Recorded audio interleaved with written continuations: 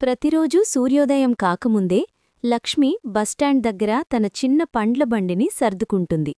ఎన్నో సంవత్సరాల కష్టంతో ఆమె చేతులు రఫ్గా మారాయి, కాని ఆమె ముఖంమీద చిరునవ్వు మాత్రం ఎప్పుడూ మృదువుగానే ఉంటుంది.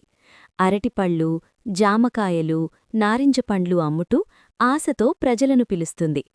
లక్ష్మి ఒక విధవ. తన చిన్న కూతురిని ఒంటరిగా పెంచుకుంటోంది. కొన్ని రోజులు అమ్మకాలు బాగుంటాయి, మరికొన్ని రోజులు అమ్ముకోలేని పండ్లతోనే ఇంటికి తిరిగి వెళ్తుంది.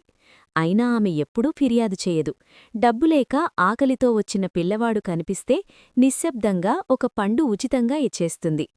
ఒక ఎండగట్టిన మధ్యాహ్నం ఒక పాఠశాల ఉపాధ్యాయుడు ఆమె దయను గమనించి ఆమె కథను ఆన్లైన్లో పంచుకున్నాడు. ఆ తర్వాత కొంతమంది లక్ష్మి బండి దగ్గరకు వచ్చి పండ్లు కొనడం ప్రారంభించారు. ఆమె వ్యాపారం క్రమంగా మెరుగుపడింది. ఆ రాత్రి ఇంట్లో లక్ష్మి తన సంపాదనను లెక్కపెట్టి చిరునవ్వు నవ్వింది. డబ్బుకోసం కాదు, నిజాయితీ మరియు దయ వల్ల తనకు గౌరవం మరియు ఆశ లభించాయని తెలుసుకొని